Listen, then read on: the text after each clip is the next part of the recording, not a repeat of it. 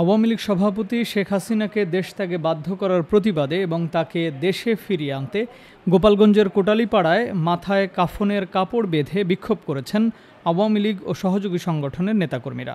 আজ শনিবার উপজেলা পরিষদ চত্বরে এ বিক্ষোভ সমাবেশ অনুষ্ঠিত হয়। নেতাকর্মীরা সম্মিলিতভাবে শেখ হাসিনাকে দেশে ফিরিয়ে আনার শপথ বাক্য পাঠ করেন।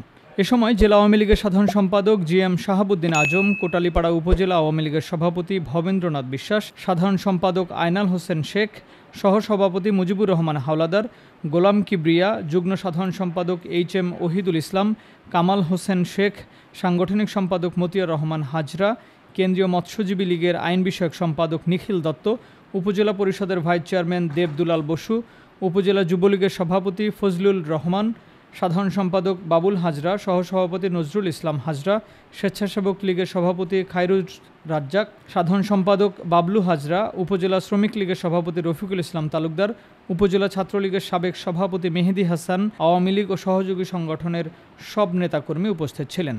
এর আগে উপজেলার 11টি ইউনিয়ন ও একটি পৌরসভার সব ওয়ার্ড থেকে খণ্ড খণ্ড মিছিল নিয়ে নেতাকর্মীরা উপজেলা পরিষদ চত্বরে এসে সমবেত হন। তাদের হাতে দেশীয় অস্ত্র, লাঠি, রড, পাইপ, বৈঠা ছিল। বেলা 11টায় বিক্ষোভ মিছিল হওয়ার কথা থাকলেও সকাল 9টার মধ্যে উপজেলা পরিষদের মাঠসহ আশপাশের এলাকা কর্মীদের উপস্থিতিতে পূর্ণ হয়ে যায়। এ সময় গোপালগঞ্জ পয়সারহাট সড়কের দুই পাশে যানবাহন আটকা পড়ে। বেলা 11টায় উপজেলা পরিষদ চত্বরে নির্মিত বঙ্গবন্ধু শেখ মুজিবুর রহমানের প্রতিকৃতির সামনে জেলা আওয়ামী লীগের সভাপতি মাহবুব আলী খান নেতাকর্মীদের শপথ বাক্য পাঠ করান। সবাই শেখ হাসিনাকে দেশে ফিরিয়ে আনার শপথ নেন। এ সময় উপজেলা পরিষদ চত্বর ও এর আশপাশের এলাকা নেতাকর্মীদের স্লোগানে উত্তাল হয়ে ওঠে।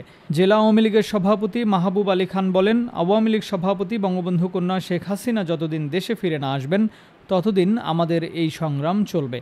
আমরা রাজপথে আছি, রাজপথেই থাকব। তিনি নেতাকর্মীদের উদ্দেশ্যে বলেন, আপনারা কেউ মনোবল হারাবেন না। আমাদের প্রিয় নেত্রী খুব শিগগিরই দেশে ফিরবে এসে এই দলের হাল ধরবেন। আপনারা কেউ মনোবল হারাবেন না। আমাদের প্রিয় নেত্রী খুব শিগগিরই দেশে ফিরে এসে এই দলের হাল ধরবেন। Timeline desk, Dhaka.